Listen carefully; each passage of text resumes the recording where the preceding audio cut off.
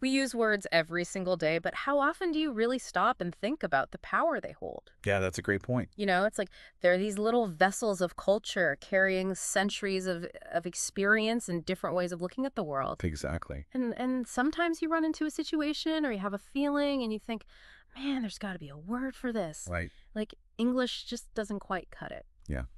You know, that's actually a feeling a lot of people have, and that's what we're going to delve into in this deep dive.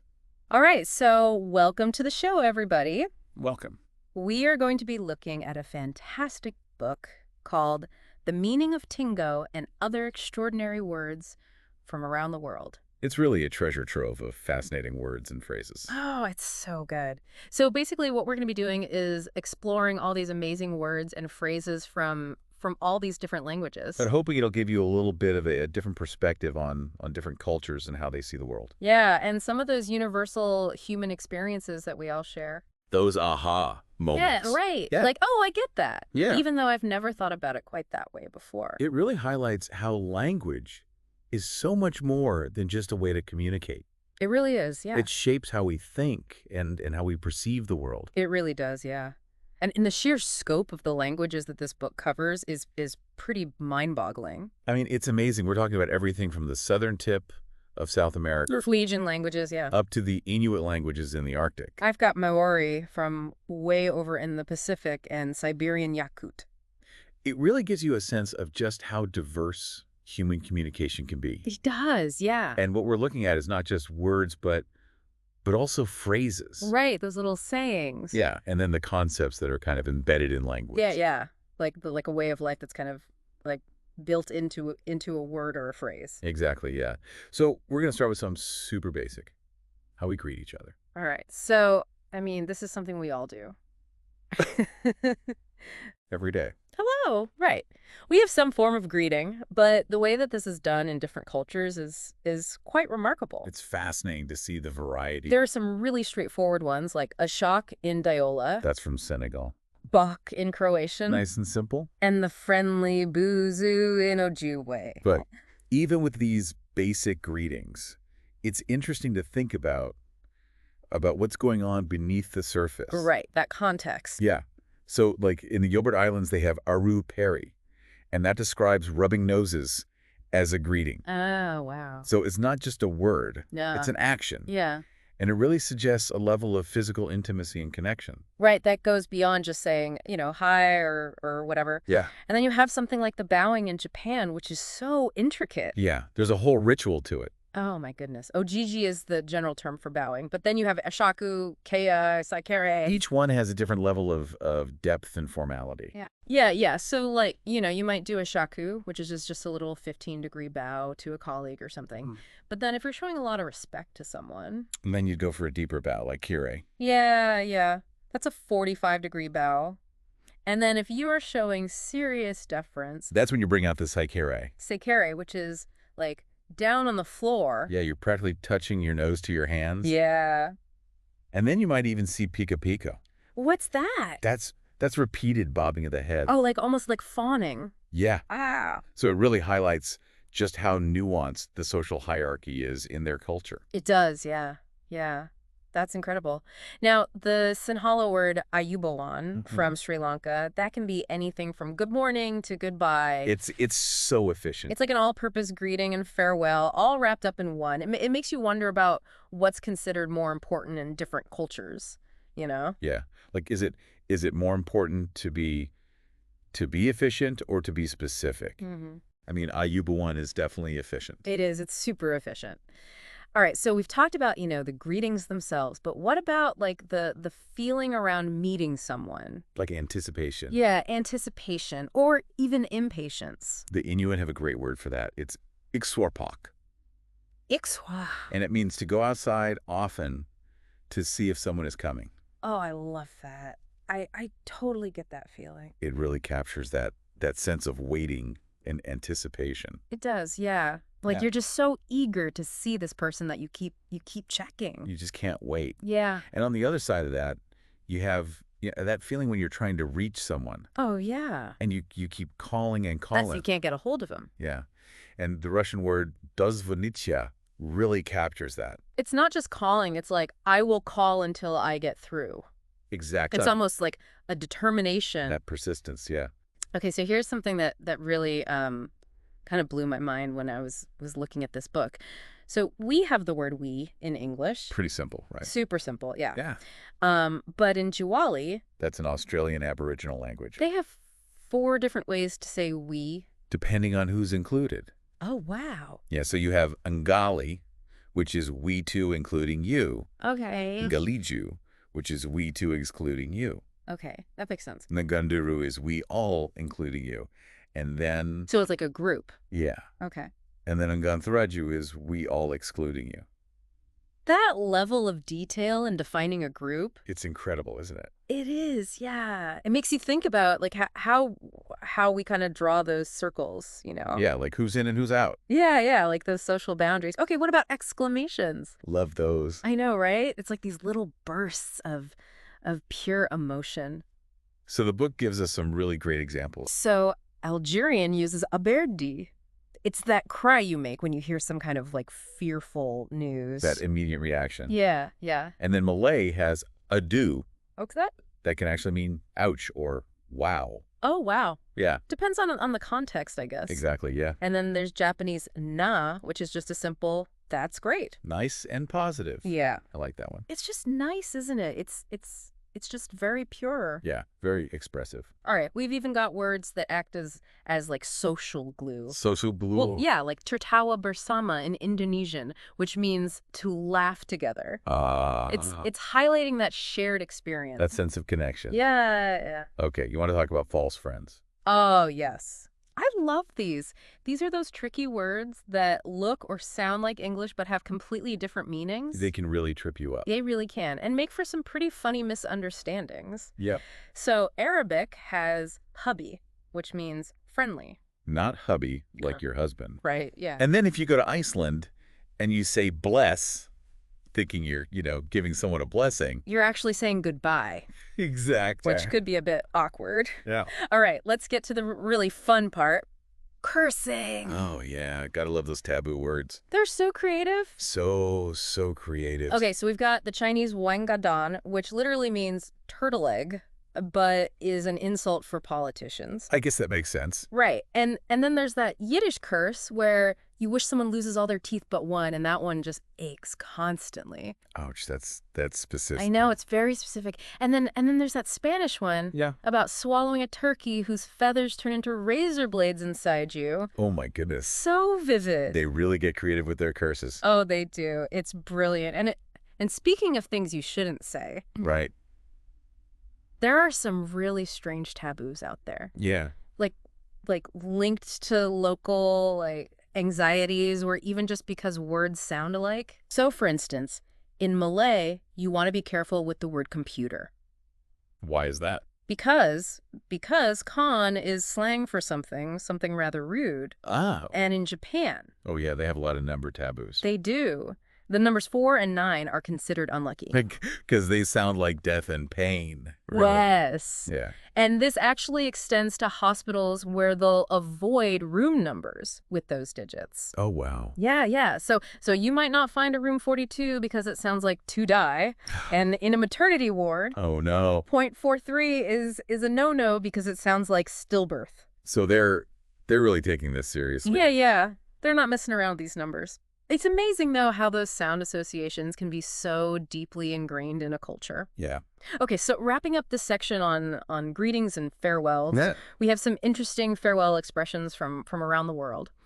So while a lot of goodbyes are about, like, well wishes, take care, have a good day, that kind of thing. Yeah. Some of them imply a more sudden exit. Like you're out of there. Yeah, exactly. So there's Yerdinginga in Wagiman. What's that? That's from Australia. Okay. And it means to clear off without telling anyone where you're going. No explanation needed. Nope. Just gone. And then Indonesian has Minggit, which means to leave home for good without saying goodbye. Oh, wow. Very dramatic. So you don't just leave, you leave and you're not coming back. Yeah, you're done. Wow. Yeah. So these contrasting farewells, they make you think about the cultural norms, right? Like, Yeah. what's expected when you leave a social situation? How much formality is involved? Right, exactly. Okay, so we've talked about meeting and parting ways. Now let's dive into what makes us us. Literally. From top to toe. Let's start with eyes. The windows to the soul. Yeah. So, they're so expressive. They are. And other cultures actually have specific words for like the way eyes look. Like Rapa Nui. Yeah, Rapa Nui on Easter Island, they have mata ego, which means eyes that clearly show someone has been crying.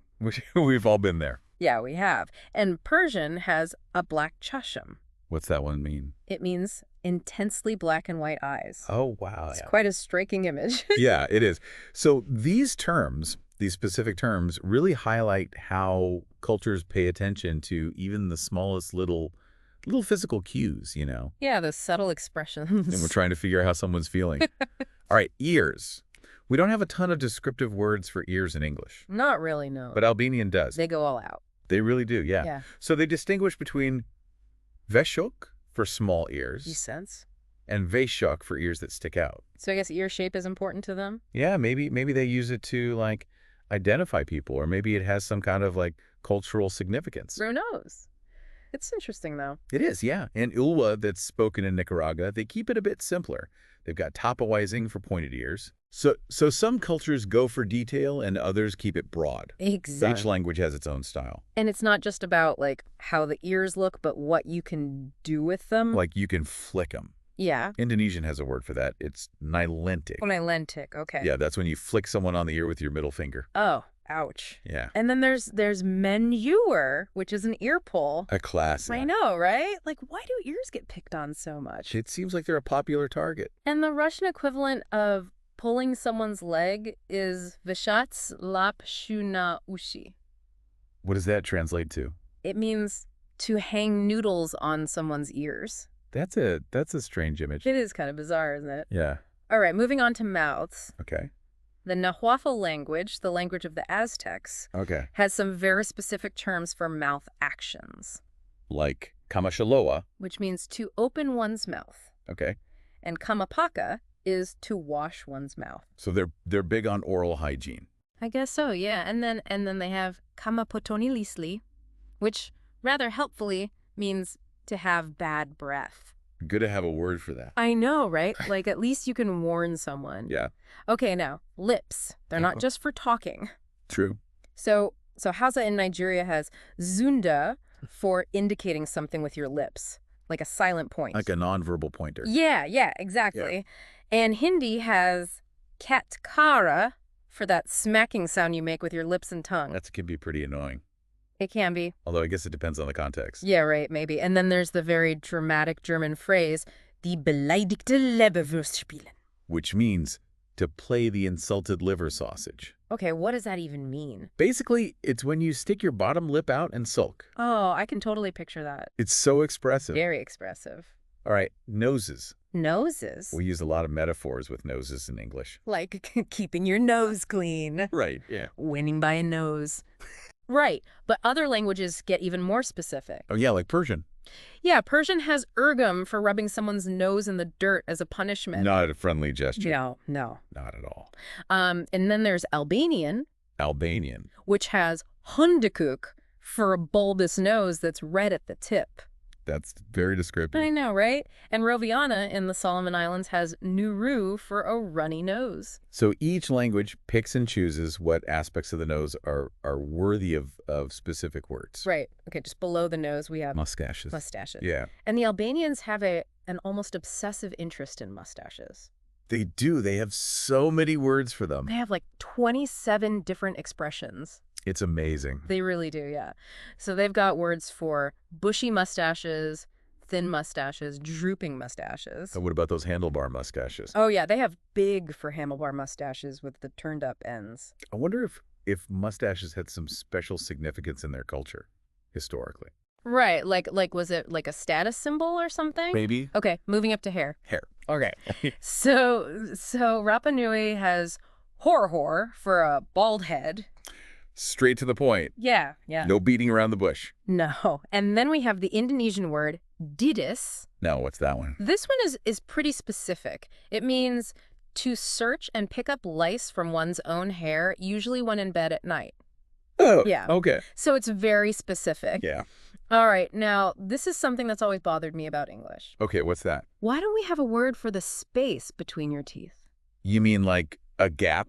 Yeah. Well, Malay has Gigi Rongak. Gigi Rongak. Okay. Yeah. I wish we had a word for that. Yeah, it would be handy. It would be. And Indonesian has rongos for ugly, protruding upper teeth. Wow. It's so specific. Yeah. Like, it makes you wonder, what physical features does a language choose to have a special word for? Yeah. Right? And why? Yeah. Okay, let's move down to the throat.